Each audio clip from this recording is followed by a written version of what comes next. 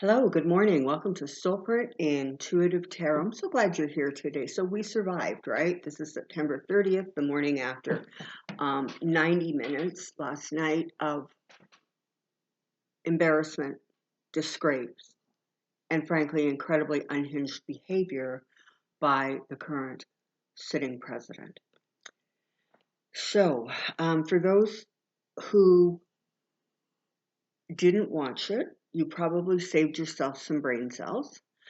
And probably a couple of, points in your blood pressure.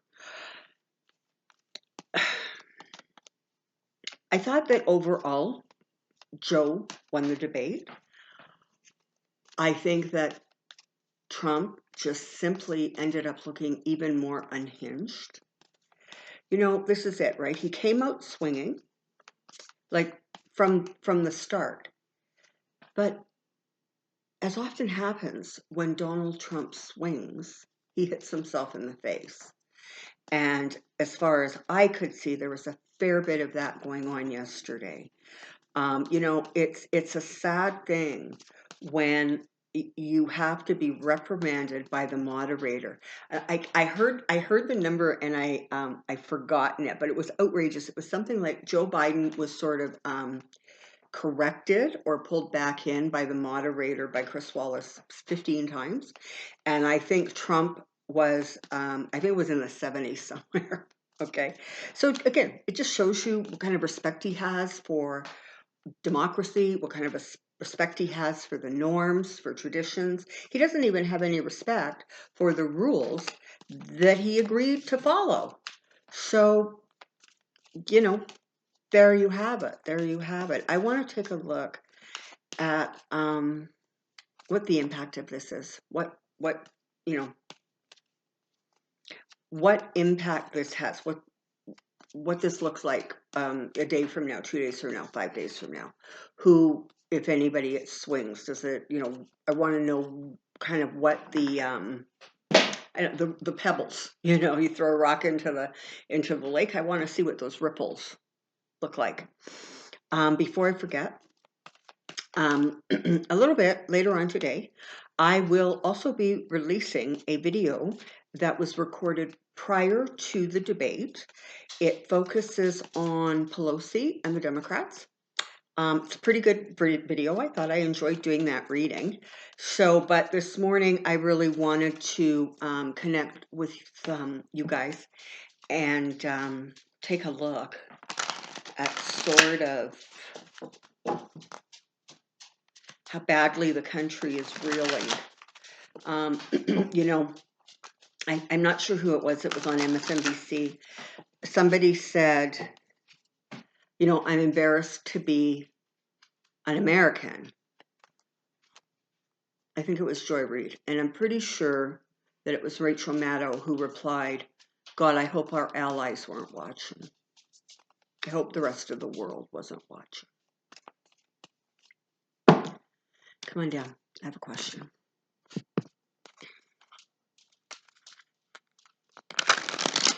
I don't know if I actually need my crystal ball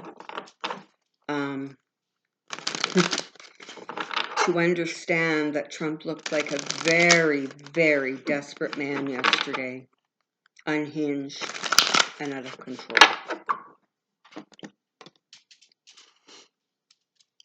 Impact of election, impact of election, impact of election.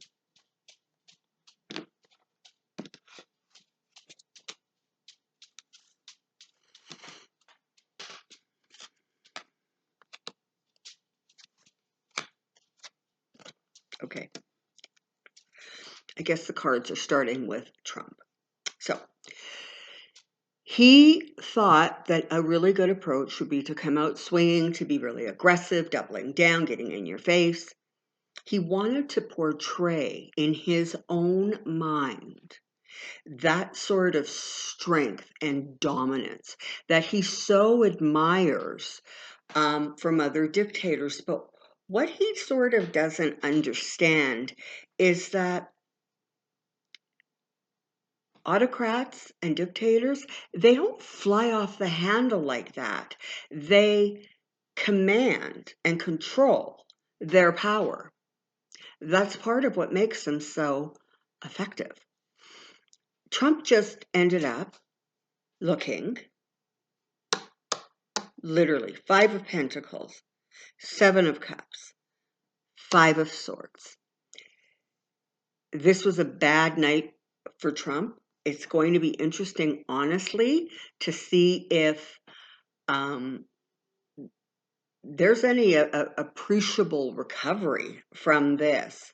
You know, from what I gathered briefly this morning, it looks like part of their strategy is to complain about Chris Wallace, who I checked. I'm pretty sure I checked, and he doesn't hold, nor is he running for a political office. Now, let's not get me started, because I think Chris Wallace could have done a much better job. But, you know, really, it was like, it was watching him was sort of like watching somebody try to corral a feral cat. There was just not a lot of good options in terms of trying to get this guy under control.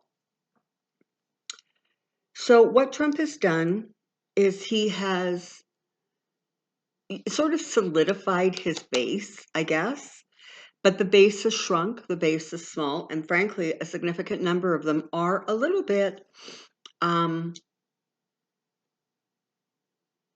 more like cult followers than independent citizens of a democracy. He was so unhinged. And this is the thing. It was a really bad debate. And make no mistake, he was prepped for that. That was his intention. That was the goal. That behavior, that was not, oh, you know, I got so angry or I got so something and I just didn't, you know, realize what I was saying or doing. It wasn't that. This was absolutely planned. This was the strategy. And that's a pretty pathetic thing when in a presidential debate, particularly the first one, when you are, when you have the best chance of sort of making that, you know, first impression, if you will, that kind of, you know, and his whole strategy was to come out and yell and scream. But it was such a disaster for him. All of the people around him are mollycoddling him, telling him it was fine, telling him whatever it is that they need to say to keep him calm. And you know, shame on them. He's going to lose some support. Some people who were hanging in there because they like his policies or whatever, I think, again, slapping back about the the losers and suckers comment, especially to Biden's face, telling the Proud Boys and other white supremacist groups to stand down, stand by. Appalling. And I think some people, and again, it doesn't have to be lots and lots of them because by and large, you know, it's only like 8 or 10 or something % of people who say they're undecided. I think what confuses me is anybody who watched that debate yesterday who was undecided, who still remains undecided. I gotta tell you, that like messes with my brain a little. But there is going to be some losses he suffers as a result of this.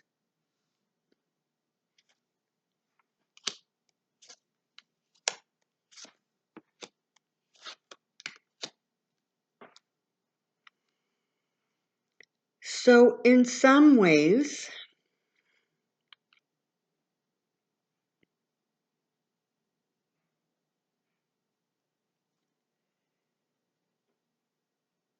the behavior of Biden in comparison to Trump came across as balanced, by and large calm.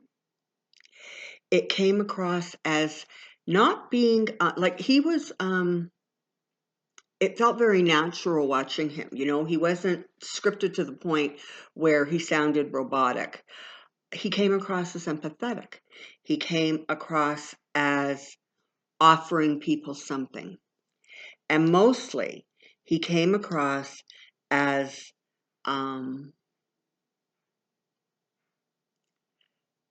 knowing kind of what he was doing, knowing himself well enough to present the image that he did. And there's Donald. So you have the Eight of Cups sitting on Donald Trump. So again, you know, the writing is on the wall, right? I mean, it's such a mystery what's going to go on. Is he going to, you know, just leave office? I don't think so, not at this point. But if the numbers continue to spiral downward for him, you know, that's very much a possibility. But certainly at this point, I think there is the realization that he may lose this and he may end up having to walk away. And he for sure is going to walk away being disgraced and embarrassed. So, you know, well, poor old Don, right? I mean, he's just in a bad place and he brought it on himself. So it feels very much as if the impact of the debate is not going to strengthen Trump's position. It may have riled up the base a bit more. It certainly got the white supremacists jacked up. But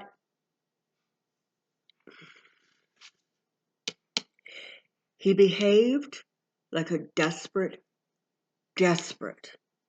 person. I can't even say the word man, because really he behaved as if he was a petulant, whiny,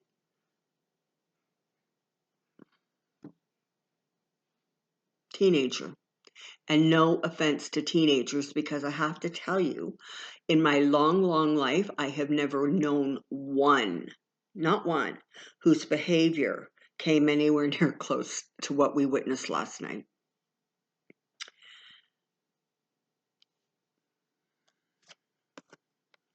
Okay, here's Joe.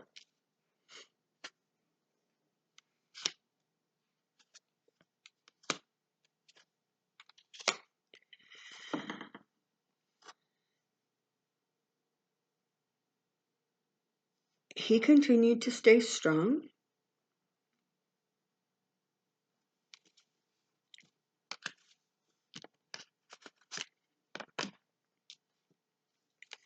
And from Trump, we sort of got more of the same, right? You got that infighting, that squabbling, that screaming and yelling going on behind the scenes. You've got that unhinged behavior. I am not going to speculate on whether he had any chemical support, but it was definitely a bit of a crazed demonstration. For those of you who have been with me at Soulprint, and of course, thank you so much to my new subscribers, and of course, my established ones, I adore you. But for those of you who have been around a long time, you know that often when I do readings on Trump, I sort of say things like I'm stepping into his energy, or as I step into his energy. What you saw last night on full display for the universe is exactly the energy I step into when I step into Trump's energy. It is that unhinged, that chaotic, that erratic, that there's no logic or rationale to the way he speaks or behaves. He is trapped and he is pushing back against being trapped.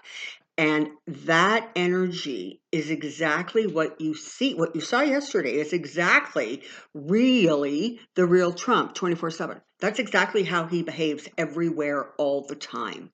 That is the only way I think he actually knows how to behave. And so that's a little frightening, isn't it? He's trapped. He's trapped.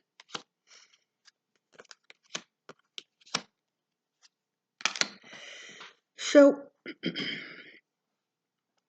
Yesterday, right after the debate was over, the Biden campaign sent out I guess, a tweet or whatever they do, saying that the first hour, I think it was, of the debate, they raised more money than any single hour of their campaign. And that, of course, would include, that huge bump that Biden got when he announced Kamala Harris.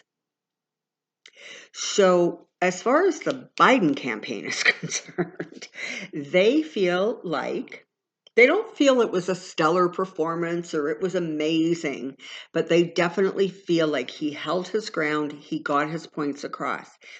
A lot of people watching felt that they had witnessed something that was so opposite, right? The behaviors of the two people were so opposite. How they were presenting, what they were saying, how they were reacting.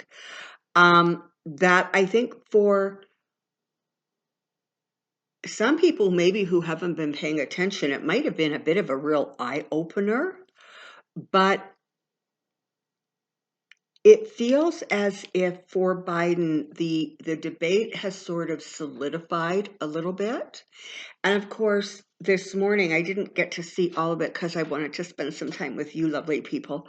But Joe Biden was out there, making a comment and sort of reiterating his points from last night. And, being there and being seen and presenting presidential, presenting common sense, presenting decency, empathy. And Trump has his ridiculous people running around on whatever networks saying stupid stuff. And of course, Trump is tweeting because that's what Trump does. He's yelling at Chris Wallace, and he's talking about how he's a victim and he was picked on and on and on and on. So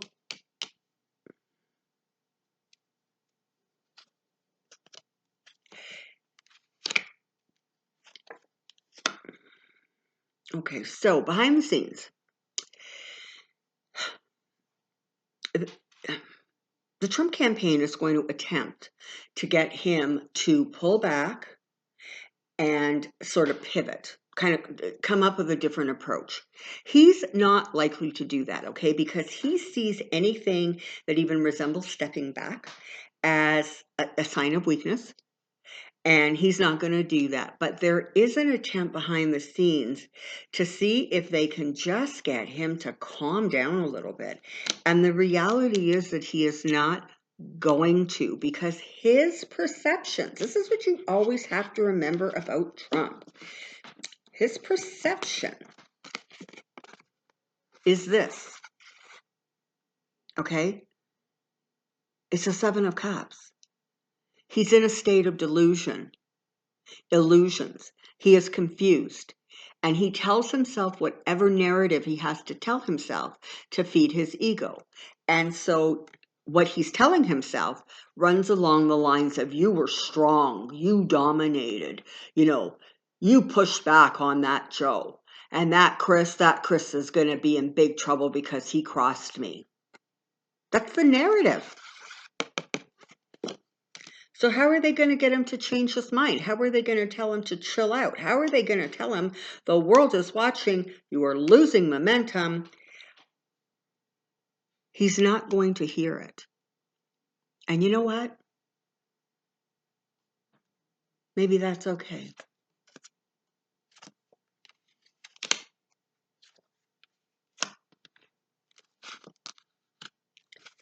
Now,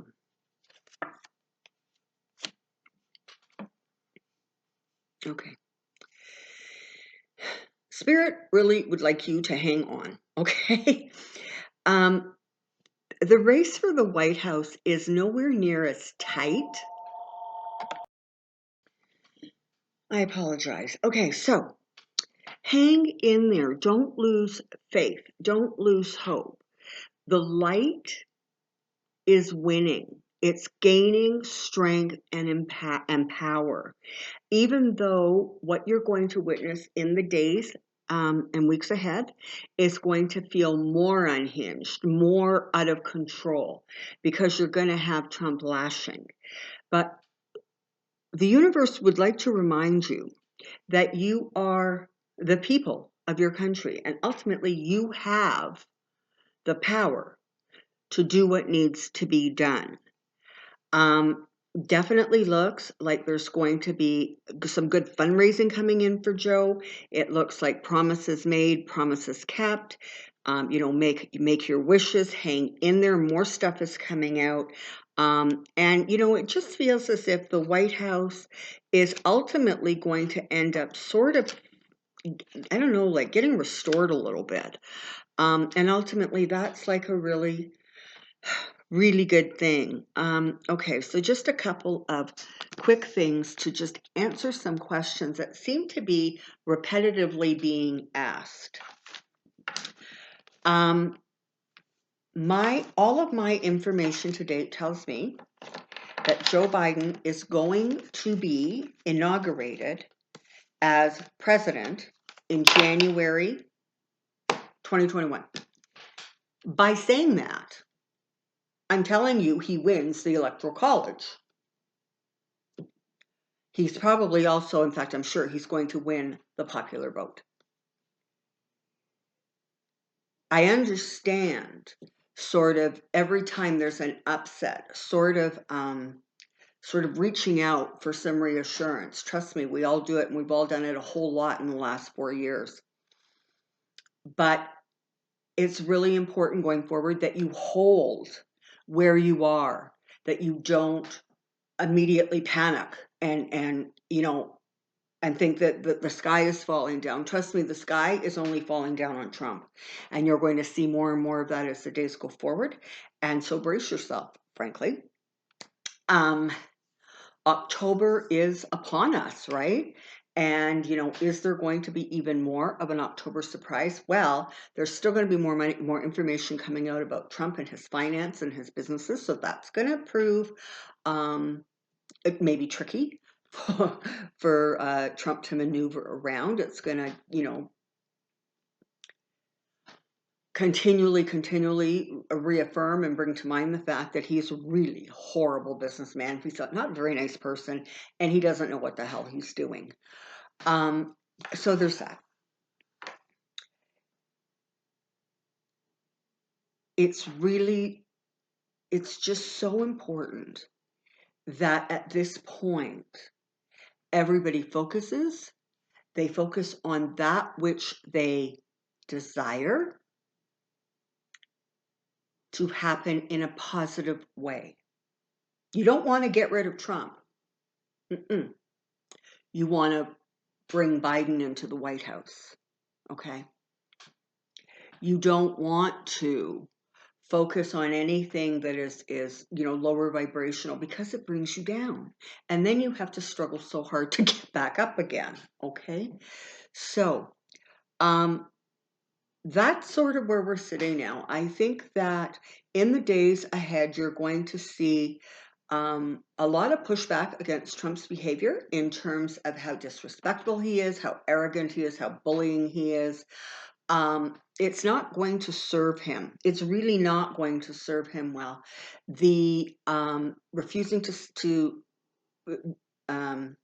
push back against the whole white supremacists, not denouncing them, but in fact telling them to stand by. And